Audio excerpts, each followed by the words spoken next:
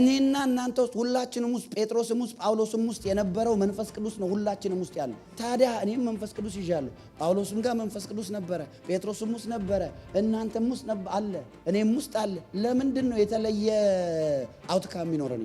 ይሄ ቅዱስ ቃል የሚነግረን ምንድን ነው? ኢየሱስ ክርስቶስ ትናንትናም ዛሬም እስከ ለዘላለም ያው ነው። የተቀበልነው መንፈስ ያው ነው።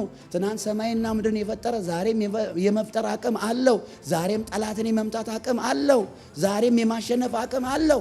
ዳዊት እየበረታ ሄደ። እየደከመ ቢሄድስ እግዚአብሔር የነገረው ነገር በሙሉ አይፈጸምም። እግዚአብሔር የተናገራችሁ ነገር እግዚአብሔር ካለ ሆነ ነው። ትክክል ናችሁ፣ አልተሳሳታችሁ። ግን እግዚአብሔር ካለ እምቢ ብትል አይሆንም።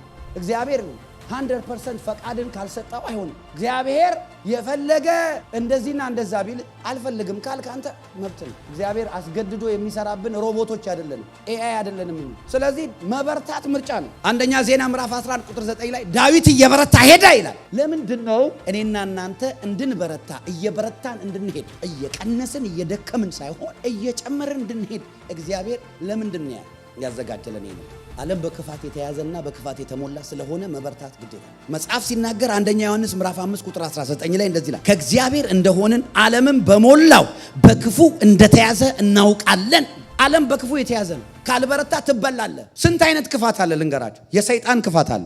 ከእንደገና የቀኑ ክፋት አለ። ቀናቱ ክፎች ስለሆኑ ዘመኑን ዋጁ ይላል። ከእንደገና ደግሞ ክፉ ሰዎች አሉ፣ ዊክድ ሰዎች። እነዚህን ክፋቶች ገልብጣ አሸንፈ ለመሄድ መበርታት አለብህ።